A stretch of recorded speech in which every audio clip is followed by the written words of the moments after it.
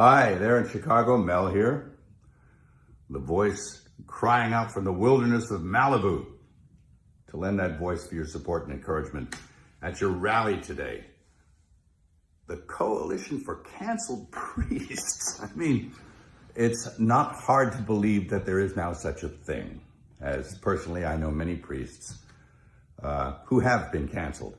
But not for the reasons you'd think. I mean, it's not like they did a hit and run drive and left the scene of the crime or embezzled church funds, stole the altar wine, or committed some other heinous crime. No, not at all. And who's persecuting them?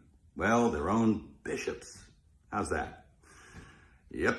Who are they? Well, they're a pack of men who generally passively sit by and tolerate any kind of nonsense. But if one of their priests utters something that resembles orthodoxy, well, then they spring into action, they reprimand him, and they bully him and do their best to cancel him. And they succeed.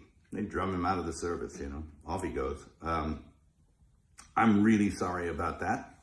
That's a grave injustice, and it's kind of white martyrdom. And it's nothing new. It really isn't. It's nothing new. And it's a symptom. It's a symptom of a very deep sickness that afflicts the church. It did not happen overnight. If anyone's familiar with the missives of Archbishop Viganò, he says that the seeds of erosion of the church were sown with the reforms of Vatican II, and I agree with him. He suggests even that we scrap the whole thing and go back and do it the way it was before. And it was a pastoral council after all. I mean, there was nothing wrong. It didn't need to be fixed. They were doing pretty well. At any rate, and I've had my own run-in with the bishops. I mean, who are they? Well, I remember when I directed The Passion, I went to the USCCB to get support for the film. And those men couldn't get away from me fast enough. And all but a few of them turned their back on me. And it was pretty telling about who they were. A pretty insipid bunch. And it doesn't look like anything's changed. Geez, I remember back in the 70s,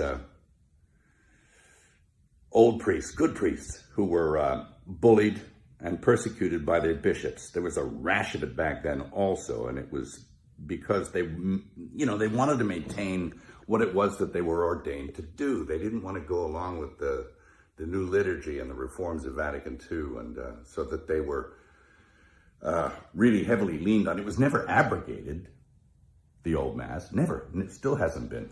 You can't. It's protected by quo primum. But they were bullied and badgered and put in insane asylums, and it was pretty sad to watch. And this kind of thing is now happening again. So, and how are we supposed to know the good guys from the bad guys? Well, we were given a standard by which to judge them. By their fruits, you'll know them. By their fruits. Anybody seen any good fruit lately? It's tough. And look, I'm a pretty sinful guy. I mean, I'm as venal as the next guy.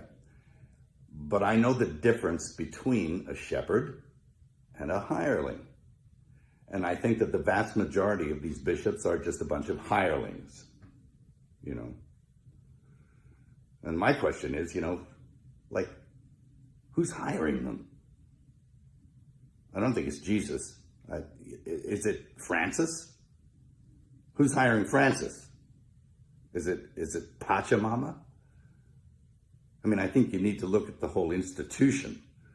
And, I'll quote Archbishop Viganò again in saying that he believes that there was a parallel counterfeit church set up to eclipse the real one.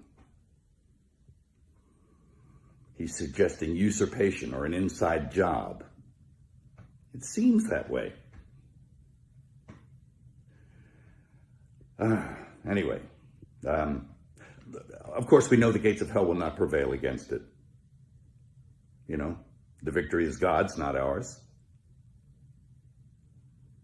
And it will flourish if we keep it in our hearts. It can flourish in our hearts and keep the faith. And that's what's going to happen. That's what I encourage you to do. Again, I'm sorry for your pain, the injustice. I'll definitely throw something in the hat to add my support. And God keep you and God bless you. Thank you.